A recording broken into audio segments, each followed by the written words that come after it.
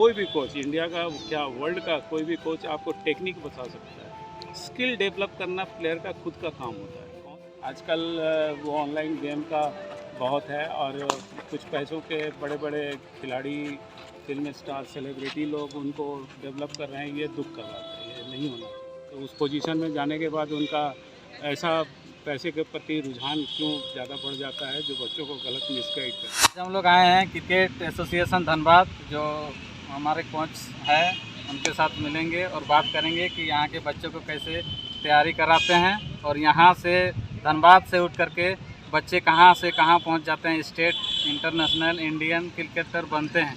तो सबसे पहले सर से जानने का कोशिश करते हैं कि सर यहाँ सबसे पहले आने के लिए बच्चे को क्या करना पड़ेगा। यहाँ पे आने के लिए कुछ ज़्यादा नहीं है। गोल्फ ग्राउंड पूरे धनबाद में ऑलमोस्ट सभी जानते हैं। गोल्फ ग्राउंड में आने के बाद ही धनबाद स्पोर्ट्स एकेडमी या कोचिंग कैंप पता करेंगे, वो गूगल से भी देख सकते हैं, या धनबाद क्रिकेट एसोसिएशन जिसके अंडर हम लोग रजिस्टर्ड हैं वहाँ से भी वो नंबर ले सकते हैं। यहाँ से रजिस्टर्ड करना पड़ता है क्या बच्चा को? बिल्कुल, जो लड़का अंडर 14 से यहाँ डिस्ट्रिक्ट टीम शुरू हो जाता है, उनका सिलेक्शन शुरू हो जाता है, तो पहले अंडर 14 जो जूनियर कैटेगरी के बच्चे आते हैं उनको अंडर 14 के लिए तैयार करते हैं। अंडर 14 से ही स्टार्टिंग है क्या? जी, अंडर 14 से ही स्टार्ट होता है। Minimum under 14। हाँ, चार्जेस क्या सर? चार्जेस डिफरेंट करता है कि बच्चा किस घर से आ रहा है। बहुत सारे ग्रामीण क्षेत्र से आते हैं जो कि भाड़ा भी उनके पास नहीं रहता है, तो उनको 100% स्कॉलरशिप है मेरे तरफ से। और आपको मालूम ही है क्रिकेट एक महंगा गेम है, तो जितना नॉमिनल एक बच्चा 3 बॉल ख़राब करता है पूरे महीने में, तो उसका कॉस्ट और 1000 रुपया 1500 रुपया ऐसे ही है। अरे इसका जो सामान आना आता है वो सब यहीं से मिलता है कि खरीद के लेना पड़ता नहीं नहीं, वो पेरेंट्स अपने खुद से परचेज करते हैं स्पोर्ट्स दुकान से। है? यहाँ से सिर्फ ट्रायल दिया जाता है? यहाँ पे सिर्फ ट्रेनिंग दिया जाता है। यहाँ पे क्रिकेट का ट्रेनिंग दिया जाता है। उसके बाद यहाँ मतलब लगभग 2-3 साल बाद चांस मिल जाता है बच्चा को?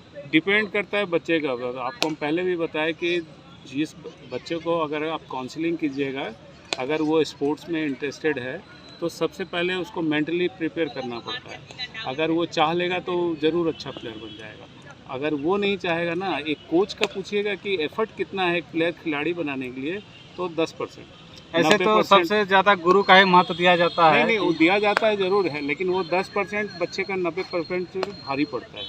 इसीलिए गुरु का महत्व होता है, क्योंकि वो सही रास्ता दिखाता है, सही टेक्निक समझाता है, सही उसको ट्रेनिंग देता है। तो बच्चे का 90% एफर्ट बच्चे का खुद का होता है, 10% कोच लोग का होता है। जो 10% में आप डिफरेंस कीजिएगा तो बहुत सारा अलग अलग इसका ये है।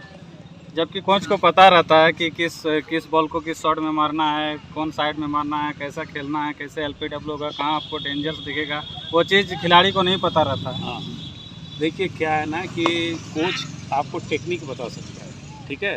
कोई भी कोच इंडिया का क्या वर्ल्ड का कोई भी कोच आपको टेक्निक बता सकता है। स्किल डेवलप करना प्लेयर का खुद का काम होता है। कौन शॉट को कैसे मारें तो कहाँ जाएगा, वो उसको स्किल डेवलप करना पड़ता है। आप उसके अंदर घुस नहीं सकते हो, आप उसका ट्रेनिंग करा सकते हैं, लेकिन है। अब सपोज़ कीजिए कि आप फील्डिंग कर रहे हैं और बॉल आया, आपको बता दिए कि ऐसे थ्रो करना है, पकड़ के थ्रो करना है, लेकिन स्किल क्या हुआ प्लेयर का? स्किल यही हुआ ना कि जिधर रन आउट होने का चांसेस है उधर थ्रो करो।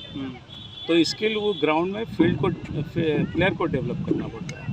तो उसके लिए हम लोग उसका स्किल डेवलपमेंट का प्रोग्राम करते हैं, उसमें भी फायदा होता है बच्चों को। बच्चे कैसे तैयारी करते हैं? बार बार गलती को दोहराते हैं कि एक ही बार में सीख जाते हैं? कुछ बच्चे का सेंस ऑफ ह्यूमर बढ़िया होता है, वो एक बार में समझ जाते हैं। कुछ को है कि वो जैसे हम हट गए तो फिर अपने स्टाइल में आ जाते हैं। तो इसलिए उनके सामने खड़े रहना पड़ता है। एज ए कोच आप जब ट्रेनिंग दे रहे हैं तब तक आप खड़े रहिए जब तक वो गलती सुधार ना ले। अगर वो गलती नहीं सुधारता है तो फिर उसके पीछे हम लोग भी समय देना कम कर देते हैं, क्योंकि अगर उसको समय देंगे तो दूसरे एक अच्छा खिलाड़ी को नुकसान हो जाएगा। तो क्या होता है कि जब एक मसल्स मेमोरी होता है, आप अगर अच्छा करते गए तो अच्छा का आदत पड़ जाएगा आपको, लेकिन आप गलत करते जाइएगा तो आपको गलत करने का आदत पड़ जाएगा। गलत शॉट खेलेगा, गलत फील्डिंग करेगा, गलत बात करेगा, तो ये सब बिहेवियर भी एक बहुत मैटर करता है। क्योंकि अभी तो मतलब मोबाइल का ज़माना है, बच्चे मतलब फिजिकल को छोड़ करके मोबाइल में ज़्यादा मतलब इंटरेस्ट रहते हैं। देखिए क्या है ना कि मोबाइल में भी फिटनेस को बहुत अहमियत दिया गया है, लेकिन वो चार्मिंग पॉइंट पे जाता है जहाँ से उसको लगता है कि ये चीज़ मेरे लिए सबसे बढ़िया है। बैटिंग पे जाएगा, बॉलिंग पे जाएगा, सिक्स कैसे मारना है, फिटनेस पे नहीं देखना चाहता है क्योंकि उसमें मेहनत लगता है। ऐसा नहीं है, सोशल मीडिया में अच्छा चीज़ भी है, डिपेंड करता है कि आप देखना क्या चाहते हैं। अधिकतर बच्चे मतलब ऑनलाइन गेम्स में इन्वॉल्व रहते हैं। हाँ, ये एक चिंता का बात है। आजकल वो ऑनलाइन गेम का बहुत है और कुछ पैसों के बड़े बड़े खिलाड़ी, फिल्म स्टार, सेलिब्रिटी लोग उनको डेवलप कर रहे हैं। ये दुख का बात है, ये नहीं होना चाहिए। उनको इस तरह का आदत बच्चों में नहीं डालना चाहिए कि आप गेम खेलिए, पैसा जीतिए। जब आप जीते थे तो आप गेम खेल के जीते थे। आप कभी कोई पूछे उनसे कि आप जब जीते करोड़ों रुपया तो गेम खेल के जीते कि ग्राउंड में खेल के जीते? हाँ, तो ये सब उनका मानसिकता समझ में नहीं आता है कि एक जगह जाके वो लोग ऐसा क्यों हो जाते हैं। तो उस पोजीशन में जाने के बाद उनका ऐसा पैसे के प्रति रुझान क्यों ज़्यादा बढ़ जाता है, जो बच्चों को गलत मिसगाइड करते रहते हैं। आजकल MPL ड्रीम 11 जैसे ड्रीम 11 है, देखिए कोई भी बिजनेस करता है, कुछ भी करता है, आप सही चीज़ को प्रमोट कीजिए, आप गलत चीज़ को प्रमोट मत कीजिए। सही चीज़ में भी पैसा है, इतना पैसा रख के क्या करेंगे? कोई चैरिटी, कोई ऐसा तो देखने को कम ही मिलता है। चलिए बहुत बहुत धन्यवाद।